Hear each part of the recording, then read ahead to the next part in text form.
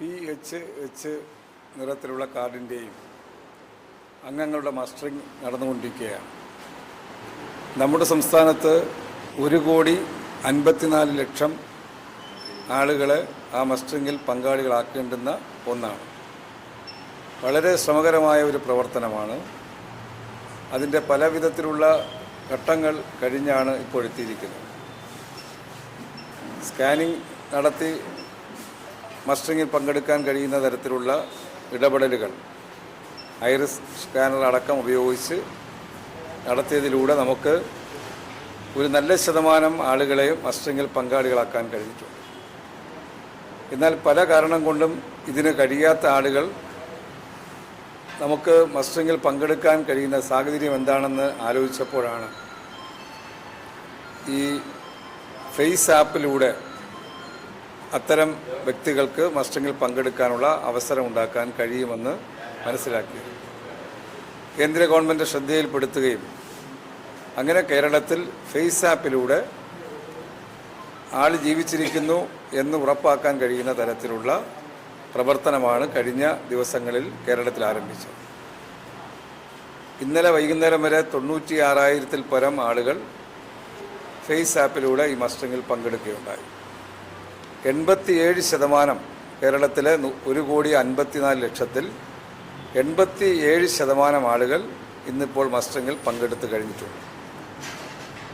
Face ആപ്പിൻ്റെ ക്യാമ്പുകൾ കേരളത്തിലൊട്ടാകെ 5ഉം 6ഉം ration ഷോപ്പുകളിൽ വരുന്ന പ്രദേശങ്ങളിലെ ആളുകൾക്ക് പങ്കെടുക്കാൻ കഴിയുന്ന ഇതുപോലുള്ള ക്യാമ്പുകളാണ് ഇന്നിപ്പോൾ ഒരുക്കിയിട്ടുള്ളത്.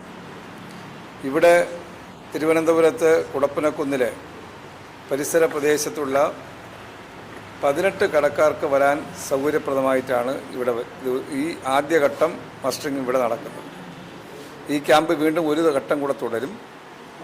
ഇന്നിപ്പോൾ 2 കുഞ്ഞുങ്ങൾ അതുപോലെ തന്നെ ശ്രീകുമാറും ഈ മസ്റ്ററിങ്ങിൽ പങ്കെടുത്ത് നമ്മൾ നേരിട്ട് കണ്ടതാണ്.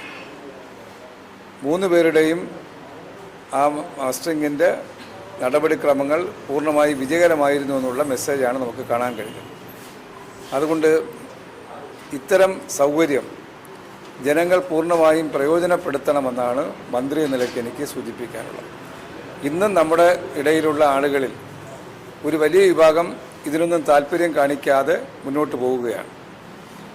അവരുടെ ശ്രദ്ധയിലേക്ക് മാധ്യമങ്ങളിലൂടെ ഈ സന്ദേശം എത്തണം, അവർ പൂർണ്ണമായിട്ടും ഇതിൽ പങ്കെടുക്കുന്നവരായി മാറണം എന്ന ആ അറിയിപ്പ് എത്തേണ്ടുന്ന ഒരു ഘട്ടമാണിപ്പോൾ. അങ്ങനെ ഉണ്ടായില്ലെങ്കിൽ, മസ്റ്ററിങ്ങിൽ പങ്കെടുക്കാത്ത ഒരു സാഹചര്യം വന്നാൽ ഒരുപക്ഷെ കേന്ദ്ര ഗവൺമെൻറ് അത്തരം ആളുകൾക്കുള്ള അരിവിഹിതം ഒഴിവാക്കുകയാണെങ്കിൽ നമുക്ക് പിന്നെ അത്തരം ആളുകൾക്ക് അരി കൊടുക്കാൻ കഴിയാത്ത ഒരു സാഹചര്യം വന്നുവിടും. അതുകൊണ്ടാണ് ഇത്രയധികം വിവിധ ഘട്ടങ്ങളിലൂടെ പ്രവർത്തനങ്ങളിലൂടെ 100% മസ്റ്ററിങ് യാഥാർത്ഥ്യമാക്കാനുള്ള പരിശ്രമം ഗവൺമെൻറ് നടത്തുന്നത്.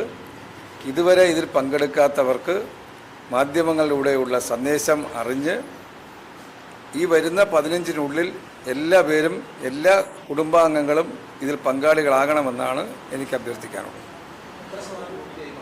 87% ഇതുവരെ പൂർത്തിയായിട്ടുണ്ട്.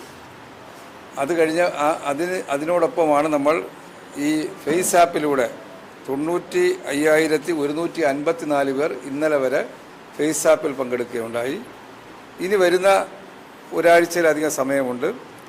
അതിനിടയിൽ ഇത്തരം ക്യാമ്പുകളിൽ അതിൻ്റെ പരിസരത്തുള്ളവരോ ഏത് സ്ഥലത്തുള്ളവർക്കോ റേഷൻ കാർഡ് കൊണ്ടുവന്ന് മസ്റ്ററിങ്ങിൽ പങ്കാളികളാകാൻ കഴിയുന്ന സാഹചര്യമാണ് സിവിൽ സപ്ലൈസ് വകുപ്പ് ഒരുക്കിയിരിക്കുന്നത്.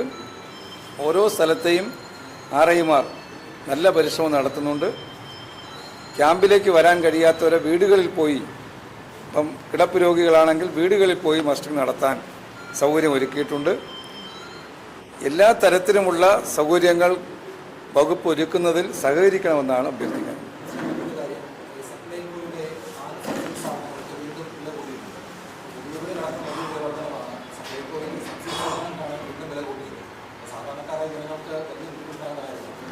നമ്മളിന്ന് ഈ വിഷയത്തിനാണ്, ഇതിന് പ്രാധാന്യം നഷ്ടപ്പെടുത്തിയാൽ നമ്മുടെ മാധ്യമങ്ങൾ മറ്റ് വിവാദ വിഷയങ്ങളിലാണ് പ്രാധാന്യം കൊടുക്കുന്നത്.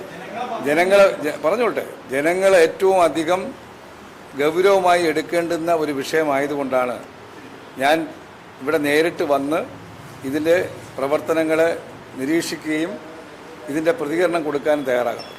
അതിന് പ്രാധാന്യം കൊടുക്കണമെന്നാണ് എനിക്ക് ആദ്യം അഭ്യർത്ഥിക്കാനുള്ളത്. എനിക്ക് പറയാൻ ഒരു പ്രയാസവുമില്ല.